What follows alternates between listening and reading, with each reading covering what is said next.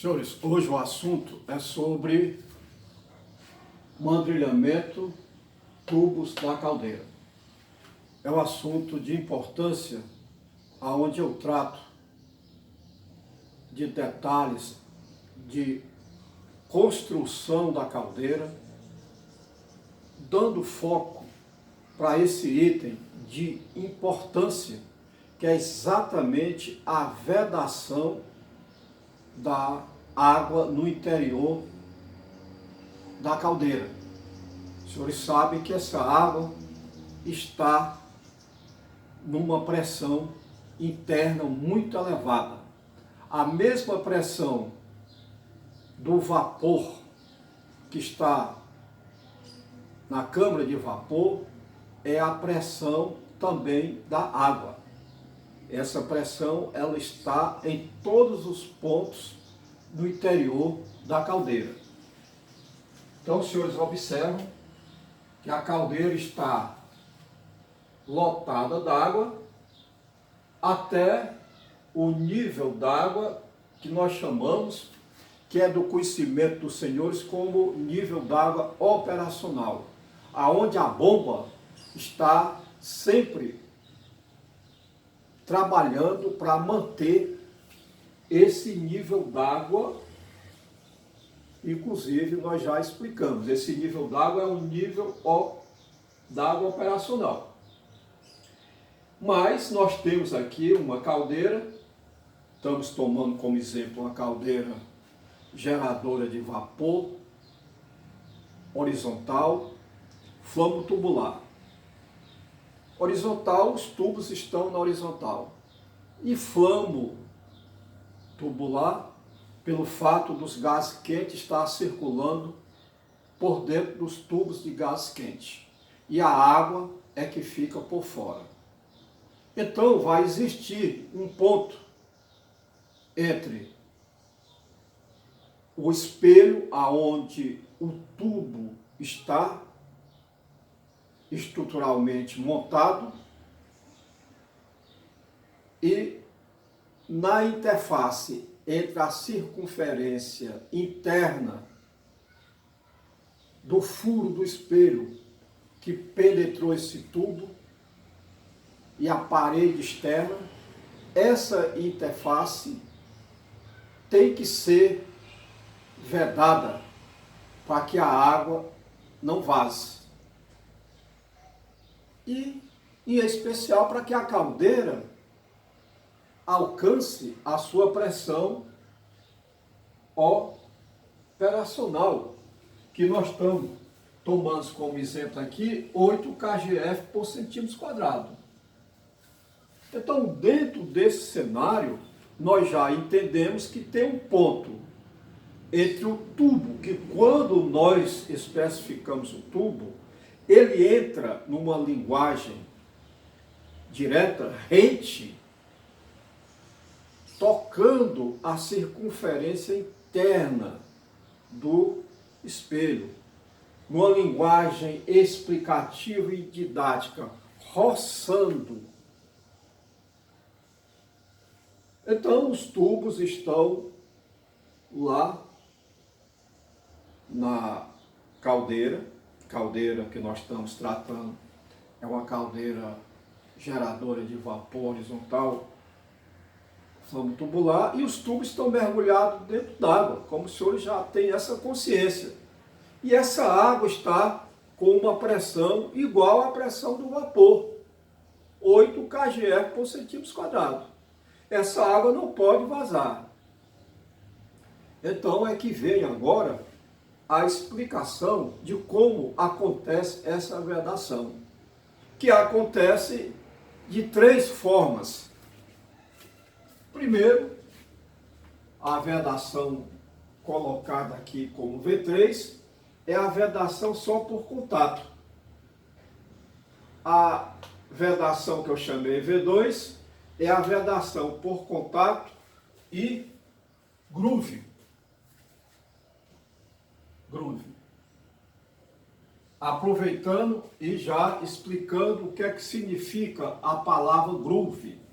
A palavra groove significa Se você pegar uma chapa, ou pegar um perfil, que no caso aqui, a chapa do espelho, eu estou olhando o perfil. Então, esse sulco aqui, como a própria palavra diz, é o groove. Ok. Está explicado o que é groove. Está exatamente no tipo de vedação V2 que eu estou apresentando para os senhores, que é contato mais groove. E a vedação V1 é a vedação por sombra. Agora, senhores, nós vamos fazer a explicação passo a passo de cada um desses tipos de vedação. Antes de começar, eu quero apresentar o responsável para fazer essa vedação, que é o equipamento chamado de mandril, ou mandrilhador. Então, esse mandril, ele vai ter a função de fazer com que os senhores observem que isso aqui é um desenho representativo, olhando de frente o tubo. É a parede do tubo. Essa parede maior é exatamente o que eu estou mostrando do espelho.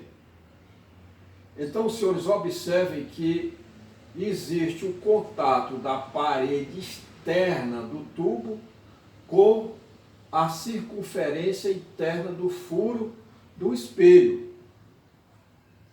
Então, considerando isso aqui o furo do espelho, o tubo vai entrar aqui, como está nesse desenho.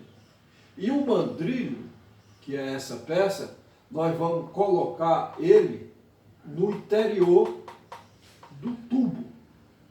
E esse tubo vai agora, pela ação do mandril que vai penetrando dele, ele vai tentar expandir.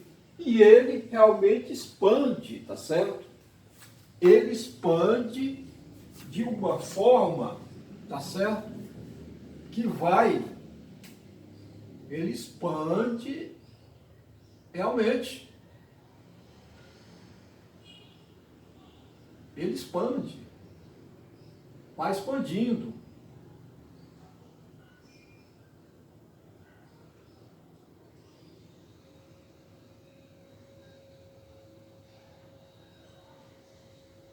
Para dar o sentido de expansão.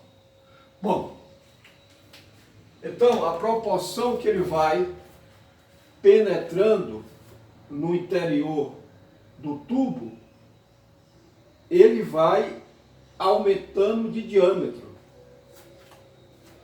como representa aqui a figura. Ele vai aumentando então aqui de diâmetro em todas a circunferência dele. Então, como o tubo entrou roçando, inicialmente ele estava roçando, mas quando esse mandril penetrar, ele vai forçar a parede circunferencial externa do tubo a tocar na circunferência interna do furo do espelho. Então, os senhores têm aqui, nesse primeiro tipo de vedação, que é a V3, vedação só por contato, nós temos aqui o espelho e temos aqui a parede do tubo. Então, o mandril vai entrar e vai forçar. Ele vai abrir, ele vai abrindo e força a parede do tubo, a parte externa, contra a circunferência interna do furo do espelho. Então ele forçou. É tanto que o material, ó, ele fez inclusive a própria, diria assim, impressão dele, ó. na parte externa, ele deixa afunilado, que dá uma importância muito grande para o escoamento, que é para melhorar a entrada dos gases quentes no passe da caldeira. Você já tem isso como uma explicação. Mas o fato é que a proporção que o mandril penetra dentro do tubo, a parede externa dele tende a sair. Só que ela encontra e faz o contato com a circunferência interna do furo do espelho. Quando acontecer isso aí, o que é que nós vamos ter? Nós vamos ter uma vedação só por contato. Então nós temos aqui representando a parede do tubo e aqui representando a circunferência interna do espelho. Então o mandril forçou esse contato entre a parede do tubo e a circunferência interna do espelho, que é o furo, aonde penetrou o tubo. Então, dá para se perceber que existe uma forte pressão na interface entre a parede externa do tubo e a circunferência interna do espelho. Essa pressão é muito forte. Então, aí se dá o que nós chamamos, senhores, vedação por contato. Porque a água vai estar exatamente aqui tentando, tá certo? A água está tentando se liberar. Não pode, porque existe a forte compressão da parede externa do tubo contra a circunferência interna do furo do espelho. Esse processo nós chamamos de vedação por contato. Então a água vai tentar passar, nessa interface não consegue pela forte pressão. Então está explicado o primeiro tipo de vedação do mandrilhamento do tubo da caldeira pelo processo que eu estou chamando vedação 3 aqui, de vedação só por contato. Então essa pressão da água não consegue vencer a pressão dessa interface. Então está vedado. Então está explicado o primeiro tipo de vedação só por contato. Agora nós vamos para o tipo de vedação 2, que é a vedação por contato e groove. E o que é essa palavra groove? A palavra groove significa sulco. Ou, numa linguagem mais direta, entre nós profissionais que lidam com projeto, construção, instalação, operação, manutenção e inspeção de caldeiras, nós chamamos, na nossa linguagem popular, de canaleta, que representa uma canaleta, aqui ó. Uma canaleta, mas o termo em inglês é groove. Perfeito. Então, do segundo tipo de vedação, é a vedação por contato e groove. Então, nós vamos ter essa configuração do contato,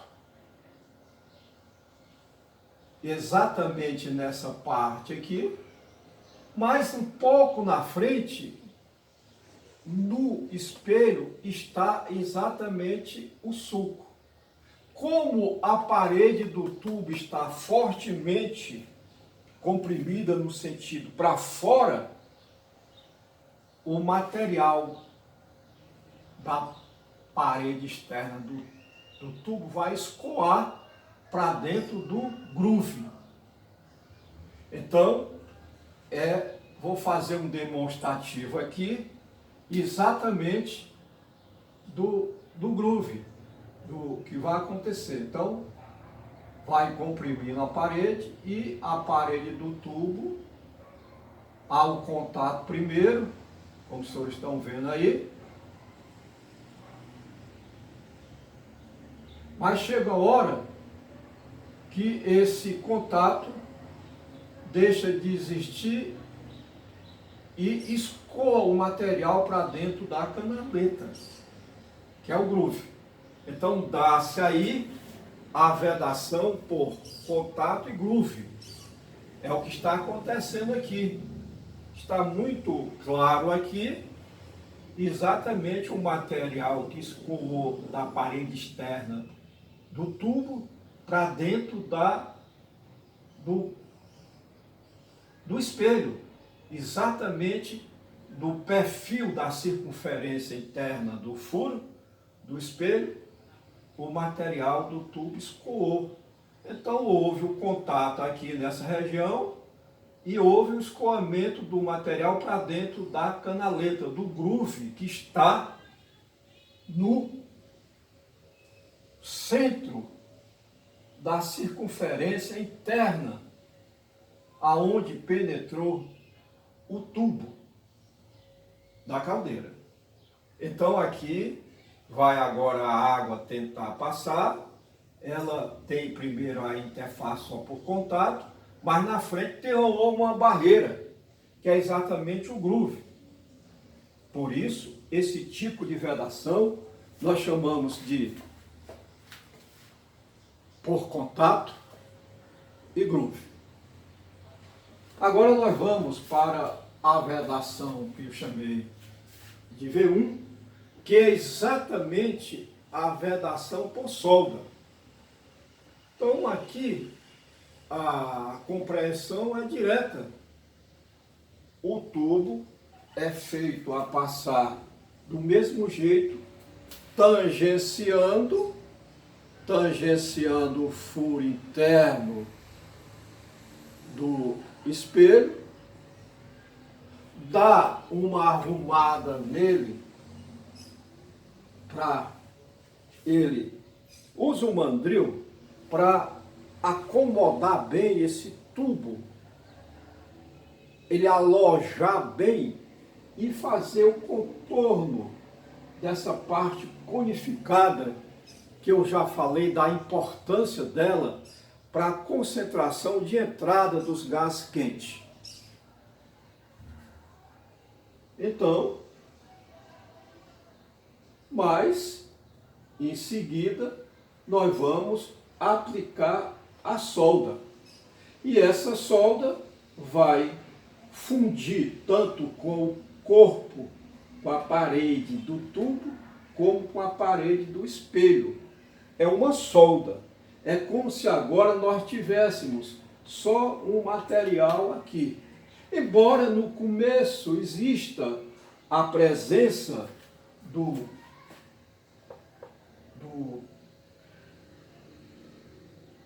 contato, mas o relevante aqui é exatamente a solda que fundiu tanto do lado do espelho como do lado do tubo. É como se existisse um corpo só. Então essa é a vedação por solda. Bom, nós mostramos os três tipos de vedação e gostaria de fazer um comentário. Os senhores sabem que a caldeira, nesse exemplo, está com a pressão interna de 8 kgf por centímetro quadrado, exatamente na câmara de vapor. Mas no interior de toda a caldeira, a água está também nessa pressão. E essa água vai querer vazar. O que nós não podemos deixar que isso aconteça. Porque se vazar água, vai descobrir os tubos de gás quente, a caldeira vai entrar em sobreaquecimento, a chapa do costado vai fragilizar, a chapa do espelho vai fragilizar e a pressão interna que ainda está lá dentro da câmara de vapor pode superar a PMTA, que não é mais a PMTA de projeto, e a caldeira vir a explodir.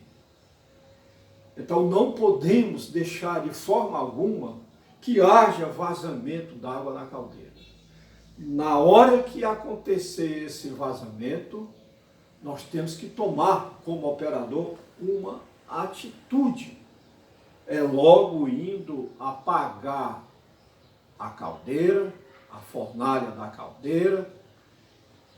Pode, inclusive, já se preocupar de utilizar o injetor para ir compensando essa perca d'água e arranjar uma forma de, pode até dar descarga na válvula de segurança, que é para proteger a caldeira. Mas nós vamos trabalhar nessas informações quando a gente for trabalhar no acendimento, na operação e no apagamento da caldeira. Por enquanto, os senhores entendam que a pressão no interior da caldeira é igual à pressão operacional e que está forçando a água a sair. E a água, vamos supor que a válvula de segurança não abra, que a pressão da caldeira esteja sempre crescendo, só tem uma possibilidade. Seria o ponto mais fragilizado, que é na interface. Aqui, na vedação, só por contato. Ou aqui na vedação, que ainda tem contato, mas tem a barreira do groove. E mais dificultoso, que não pode vazar, a não ser que exista uma falha de solda ou uma ruptura dessa solda, é na vedação por solda. Então, eu até fiz um comparativo dizendo que quem suporta mais vedação é a vedação por solda. Por isso existem caldeiras que trabalham com pressões muito elevadas, que o recurso que tem é fazer a vedação por solda. Outras caldeiras que trabalham com pressão menor do que esse exemplo citado, se trabalha com vedação por contato e groove. E a grande maioria das caldeiras, a vedação é só por contato. Dentro dessa vida profissional, ao longo desses 40, quase 50 anos, trabalhando com eletromecânica e QSMA, que inclui caldeiras, eu lembro de uma caldeira, posso até falar a empresa Lubinor, que no estado do Ceará, lubrificantes do Nordeste, uma caldeira, no caso lá, é uma caldeira faz muito tempo, talvez tenha sido até desativada, porque caldeiras acima de 25 anos já são tidas como caldeiras que deve-se ter o cuidado muito maior. Eu posso até fazer o comparativo, uma idosa, é um idoso. Não se pode mais comparar o engenheiro Vilmar. Aí na frente existem umas fotos de quando eu estava no Exército Brasileiro, praticando educação física, pista de pentatlo, rastreando, transpondo obstáculo, treinamento físico militar. Passei por tudo isso. Eu peço a humildade de dizer que eu fui o primeiro combatente da turma do NPOR de 1977. Digo isso com humildade. Hoje, naquela época eu tinha 20 e poucos anos. Hoje eu tenho 67. Claro, continuo com saúde, graças a Deus. Porque tenho me cuidado. Então os senhores têm que cuidar também da caldeira. Mas a caldeira não é eterna, como eu não sou eterno. E o que eu fazia com 20 anos, eu não faço hoje com 67. Muitas das coisas. Então, eu abri esse espaço para dizer para os senhores que uma caldeira não é eterna. Tem a hora de mudar. Tem a hora de trocar a caldeira. Os materiais ferrosos, os aços também envelhecem. Nesse mundo de meu Deus, tudo envelhece. Bom, voltando para a explicação. Então a caldeira lá da Lubinó trabalha numa pressão muito maior, trabalhava, não sei se existe mais, porque a Petrobras tem um cuidado que vai além do que diz a norma NR13. Eles já procuram fazer, como eles têm o sistema próprio de inspeção de equipamentos, eles tomam cuidado de se preservar ainda mais, de ter cuidados ainda mais do que a norma exige. Ela pode já estar desativada há muito tempo. Bom, mas lá existia o groove. Exatamente, essa caldeira trabalha com pressões muito mais elevadas do que a caldeira que existe em grande quantidade. Elas têm então a vedação só por contato. E isso é muito bom, porque ainda existe a possibilidade da água vazar exatamente por essa interface. Já nessa caldeira por contato e groove, não é possível. É possível ainda, mas é muito mais difícil. Agora, aqui não. Aqui só vai vazar água se houver uma falha estrutural na solda. Se não existir essa falha estrutural na solda, não vai vazar. Existe uma razão de ser, porque caldeiras de maior pressão por solda, abaixo dela por contato e groove. E a grande maioria das caldeiras são só por contato. Agora, são poucas as caldeiras por solda, assim como poucas as caldeiras por groove. Agora, a grande quantidade é só por contato, a vedação. Isso nos dá um alento.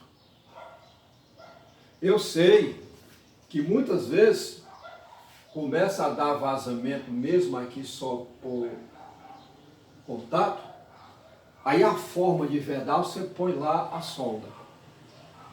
É possível fazer isso. Como inspetor de caldeiras, eu não condeno, mas oriento ao proprietário da caldeira que ele está, a cada tubo que ele tamponar a passagem dos gases quentes, ele está baixando a capacidade de geração de vapor da caldeira dele. Porque o senhor proprietário, os senhores homens de gestão de manutenção, segurança do trabalho, os senhores têm que entender